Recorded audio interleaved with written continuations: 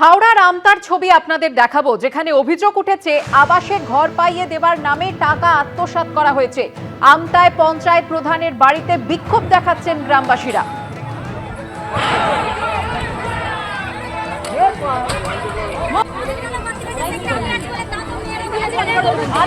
এই ঘটনা হয় নাকি সেই কথা পুরো জানি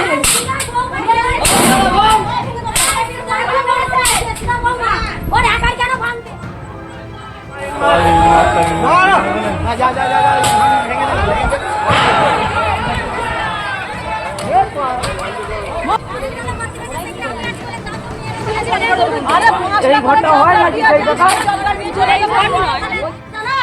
পুরো জানি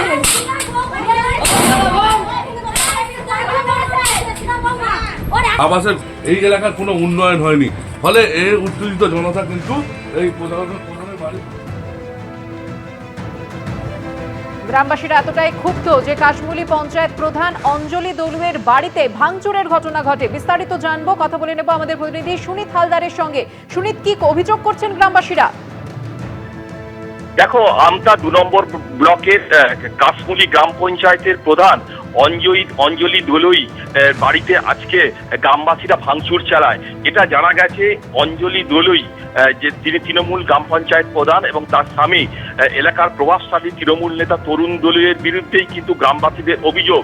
যেটা জানা গেছে বেশ কয়েকদিন ধরে গ্রামবাসীরা যে জব কার্ড তার জন্যে তারা অঞ্জলি দলুই পঞ্চায়েত প্রধানের কাছে তারা বারবার যান এবং তাদের কাছে আবেদন করেন যে যাদের জব কার্ড ফিরিয়ে দিতে হবে, কিন্তু তা অভিযোগ যে জব কার্ড ফিরিয়ে দেওয়ার জন্য তারা টাকা চায়। শুধু তাই নয়, এর আগেও তারা আবাস যোজনা এবং 100 দিনের কাজের জন্য মোটা টাকা তারা ঘুষ চায় বলে অভিযোগ।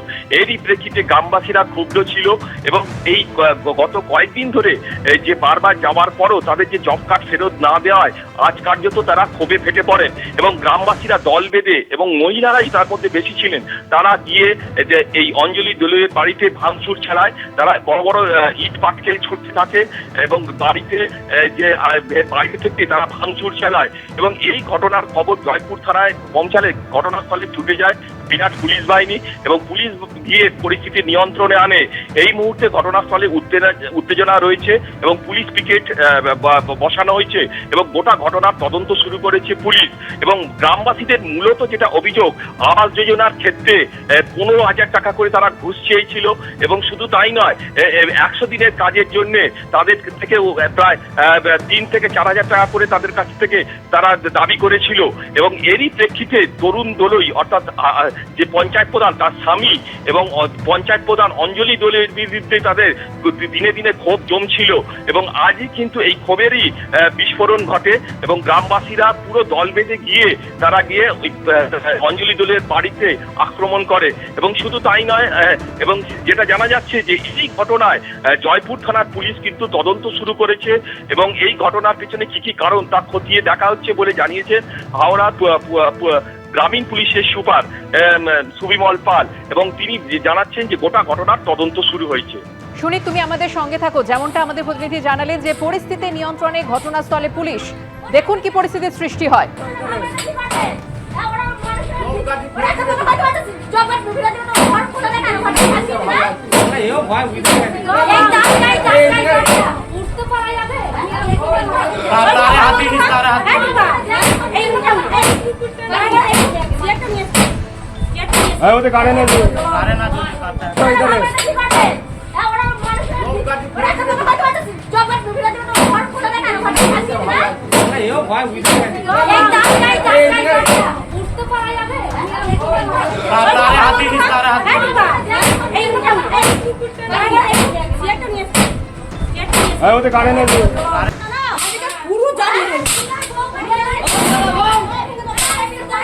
আমাদের অভিযোগ, আমাদের জব কার্ডের যে বই ফই নিয়ে রেখে দিয়েছে, সেই জন্য আমরা আজকে এখানে এসেছি।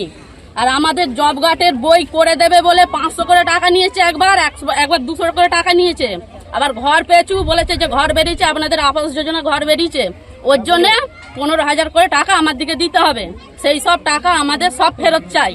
সেই টাকা আবার ওপরন্ত যদি গরিব দুঃখীরা একটু ঘর করেছে, ওপরে ঘর করলে বলবে আমার দিকে 20,000 টাকা করে দিতে হবে, কেননা তোমরা ওপরে ঘর করেছো। প্রধান, পঞ্চায়েত মেম্বাররা সবাই মিলে নিয়েছে, আমাদের ওই সব টাকা ফেরত চাই। এবিপি আনন্দ, এগিয়ে থাকে, এগিয়ে রাখে।